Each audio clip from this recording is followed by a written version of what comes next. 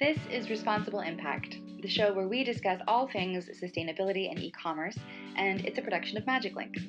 If you haven't heard of MagicLinks, we connect influencers and brands in e-commerce, and since we couldn't help but see that our industry was a big player in environmental conversations, we decided to launch this show. We can't get to zero impact, but we can be as responsible about sustainability goals as possible. This episode, you get to hear from Adam Siegel, the founder of the 2020 Circular Fashion Pledge.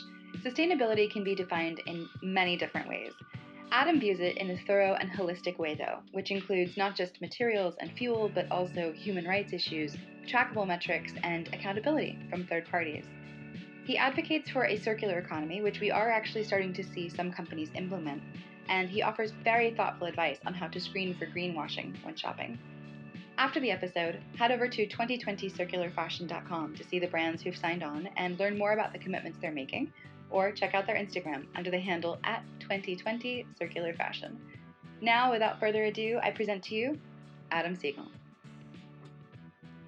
I've spent now over a decade in sustainable retailing and ethical production. Specifically, 8 of those 10 years was at a trade association that represented the largest retailers and brands. And so I got to work with the senior-most folks that led corporate sustainability efforts, corporate social responsibility, ethical production, and other related business practices. And through that, got a great sense of the industry, but also the sustainability challenges associated with it. So I've had the chance to visit factories in China, Vietnam, elsewhere in Southeast Asia. I've led industry-wide collaborations on issues from conflict minerals to human rights, energy, recycling, renewable energy procurement, and a host of other things. And now, earlier this year, launched a program called the 2020 Circular Fashion Pledge, which was meant for brands who are leading the charge in sustainability to commit to doing one new circular program in 2020. And I think we'll talk a little bit more about what circular or circular economy means. Sustainability obviously means some very specific things in execution. Can you talk us through that? Yeah, well, the interesting thing now is that it feels like sustainability is becoming more commonplace in the business world, and especially amongst retailers and consumer brands. I tend to see a lot of companies talking about how sustainable they are, or using organic cotton or other green practices, reducing their chemical usage and stuff like that is kind of become one of the main marketing points for a lot of brands. Mm-hmm. But the thing is with sustainability is it can be defined in so many different ways. I tend to think about it as the most holistic or most complete definition. When you think about a business, or in particular, if you think about a consumer brand that produces products and markets those and sells those, there's a number of things that would fit within the broader definition of sustainability. And that's everything from addressing that company's direct operations, the energy and fuel it consumes, materials that it uses, wastes that it generates, and how much of that is recycled or repurposed or reused. And all of that, of course, is just on the environmental side, but also within the broadest definition of sustainability, we should consider the social issues. Do you pay your workers enough? Do you provide them with working conditions that improve their quality of life and the quality of life of their families? And do you have systems in place to make sure that that issues don't arise? Those are the raw issues, but then, like I said, there's also corporate mechanisms or governance structures, like ensuring that the senior leadership are discussing issues around sustainability, maybe at the board level, at least at the executive level, that there's a sustainability strategy in place and specific metrics so that the company can define progress towards being more sustainable. And then the final thing is the business thinking about and actively building circular systems. So to me, circularity is kind of the leading edge of sustainability in the corporate world. And it's not necessarily easy to define what circularity means, but the short of it is that all of the materials and resources that are used to produce products are used in perpetuity, so live on forever. And how you can imagine that in practice is if you buy something, maybe a nice dress, and You wear it a few times through one season, but at the end of the season, you realize it's not your fit or style anymore. A circular system would find a new use for that item rather than it going to landfill. So that can be reselling the item through a third-party platform like Poshmark or eBay, or maybe a take-back program so that the brand who sold it to you will take it back and sell it to someone else, or at least recycle the fabric. And there's a number of companies now that are building more circular systems directly into their business models. When you talk about circularity in that way, I wonder, because so much of our fashion is set up to be based on seasons and sort of an evolution of a look. Do you think that there's some cultural pushback on the idea of circularity? And what do you say to folks who maybe have that view? I think the way I see it is that we're trending to an all of the above future, if you want to think about it that way. There will certainly continue to be a segment of consumers that want to be up with the latest fashion trends, and so they'll only wear the latest seasons. But I am seeing a growing cohort, especially amongst younger consumers, that care about sustainability and also care about affordability, that don't necessarily need that same seasonal trend. You know, in the future, I think there's going to be a wide diversity of consumption styles, and this consuming through circular systems will still be one of them. For instance, waste, which I know is driven a lot by fast fashion. We've seen the way that they have crammed seasons into a single calendar year and how they have sort of really accelerated their supply chains to be able to execute on that. Waste. Tell me more about it. Well, if we're talking fashion, there's certainly a whole lot of industries that are wasteful in this world, but fashion might very well take the cake. I'm sure listeners have seen the statistics about the fashion industry and how much does go to waste. It's in large part because the traditional system of buying for seasons is so delayed. A lot of companies actually take many months ahead of a season in order to design and produce items, and they really have no idea how much of that is going to sell. Of course, what that results in is a whole lot of excess inventory. That leads to significant sales, outlet stores, discounting, and a whole bunch of other industry practices. I'm sure you've also seen, and this still does happen, especially with luxury brands, that excess merchandise actually gets burned because they just don't want it out there in the market. Which is nauseating. Yeah, it's really crazy. What we've seen over the past several decades is that the number of wears of any particular item that you purchase has gone down significantly.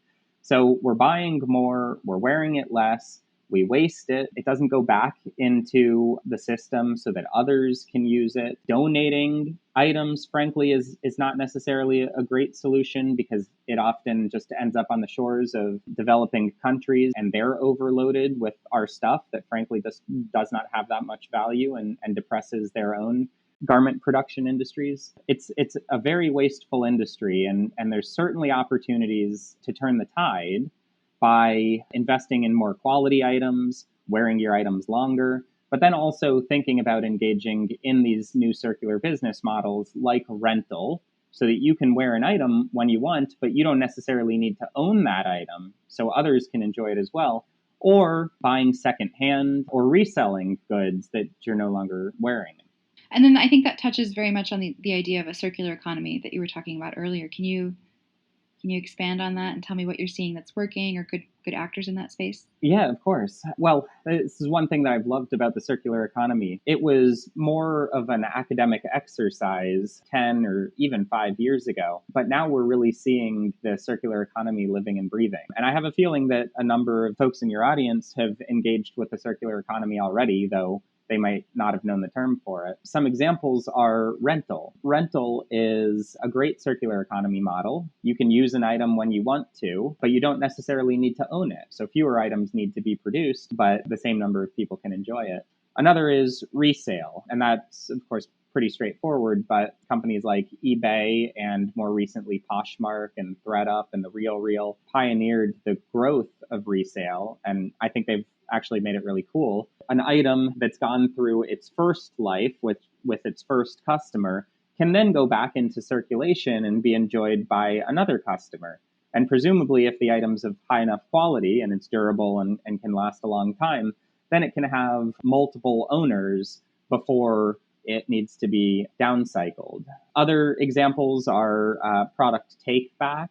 You can imagine that if you've purchased an item from a brand, you might wear it or use it for a certain period of time, but maybe at the end of that life, you don't want to wear it or use it anymore.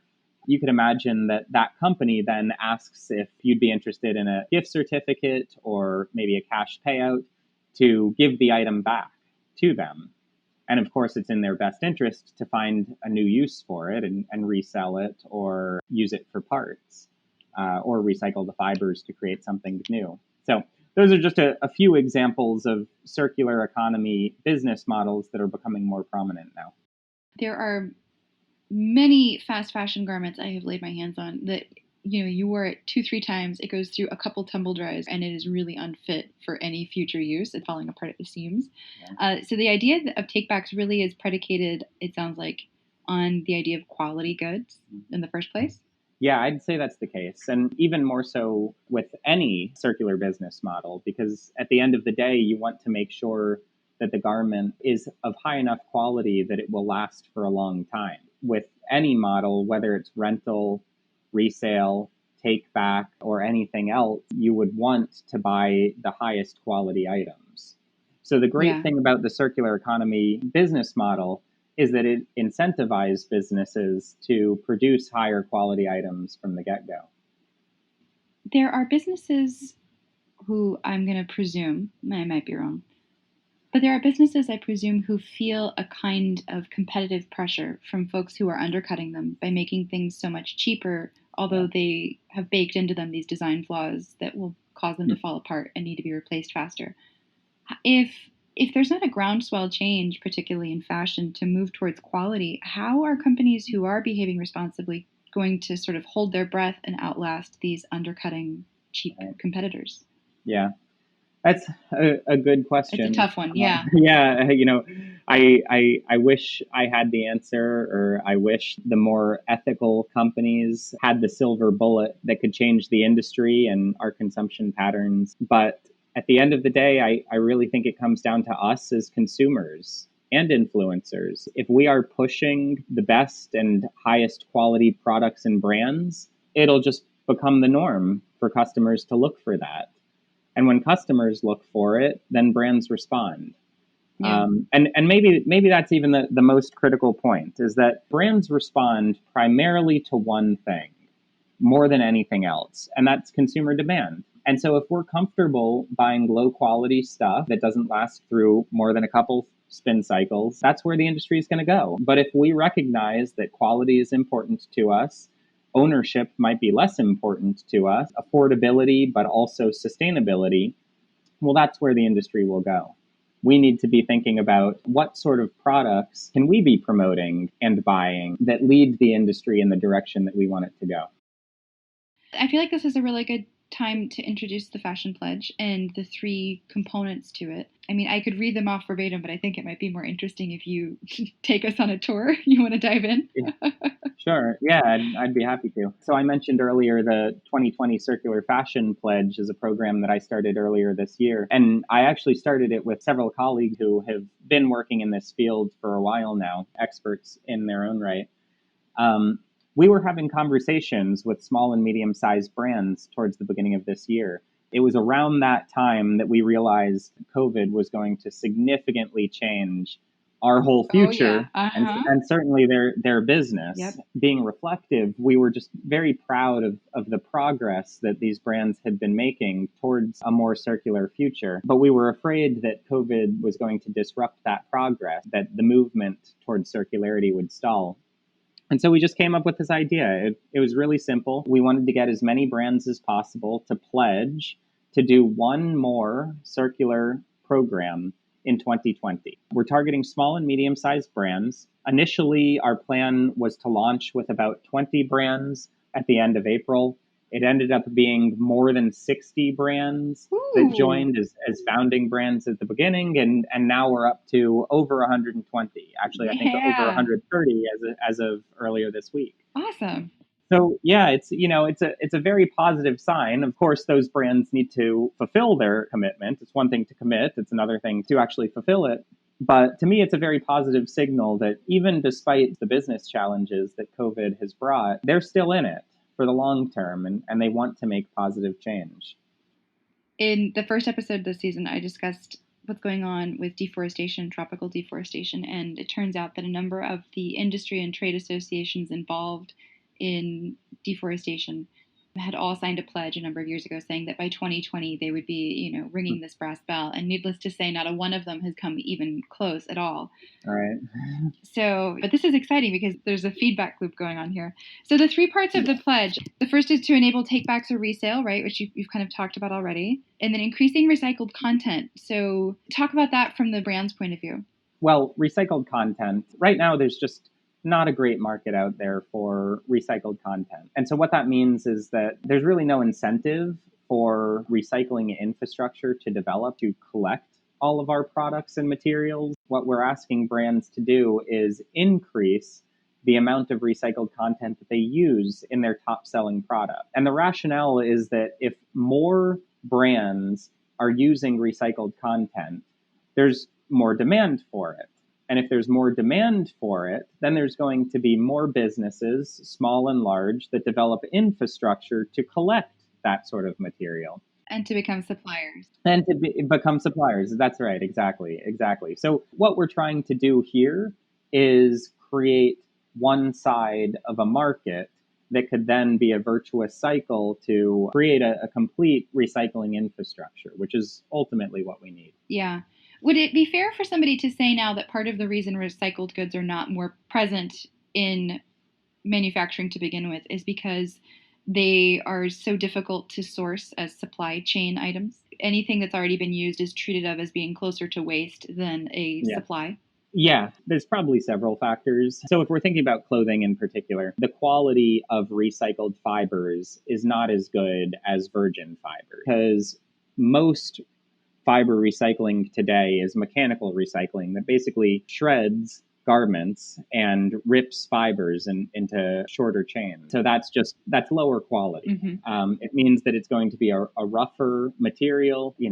A lot of brands have been reluctant to use any significant amount of recycled material. But that's starting to change because there's innovations in material and blends as well. Mm-hmm. So you can have some virgin fiber with some recycled fibers, and that produces a higher quality garment.